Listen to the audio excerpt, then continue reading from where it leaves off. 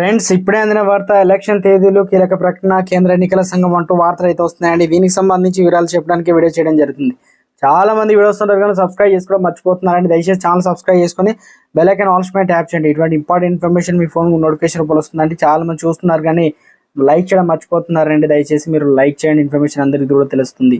Friends, ఇక Bharatiya Janata party తెలంగాణలో 6 లోక్సభ స్థానాలకు అభ్యర్థులను అయితే ఖరారు చేసింది. దేశంలో పార్లమెంట్లో ఎన్నికలు 3 నెలలకు ఉంది.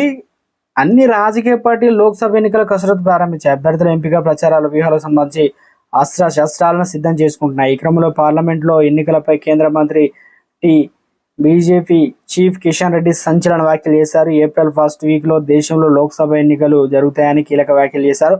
తెలంగాణలో బీఆర్ఎస్ పార్టీకి భవిష్యత్తు లేదని ఎద్దేవా చేశారు. అధికార కాంగ్రెస్, ప్రతిపక్ష బీఆర్ఎస్ రెండు పార్టీలు అవినీతి పార్టీలని విమర్శలు గుప్పించారు. తెలంగాణలో 17కి 17 ఎంపీ సీట్లు గెలుస్తామని జోషం చెప్పడం జరిగింది.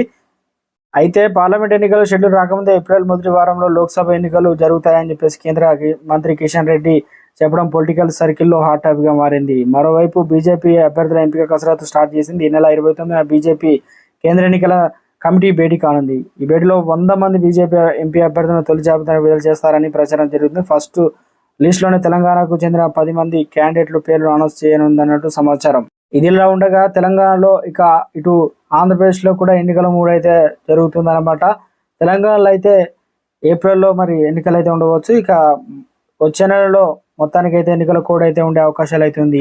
అప్పుడు అనే విధంగా పలు రాష్ట్రాలతో మొత్తానికి కీలక అధికారులతో కేంద్ర ఎన్నికల సంఘం అయితే పలుసార్లు చర్చిస్తూ ఉంది. ఇక సాధ్యాసాధ్యాలపైన మొత్తానికి తెలంగాణలో కూడా ఎన్నికలు అయితే జరగవచ్చు. ఎప్పుడనే దానిపైన ఉత్కంఠ నెలకొంది. ఇప్పుడు తెలంగాణలో ఇప్పటికే ఎన్నికలు వచ్చిన విధంగా సీన్ అయితే మారిపోయింది తెలంగాణ రాష్ట్ర రాజకీయాల్లో అంటున్నారు రాజకీయ నిపుణులు.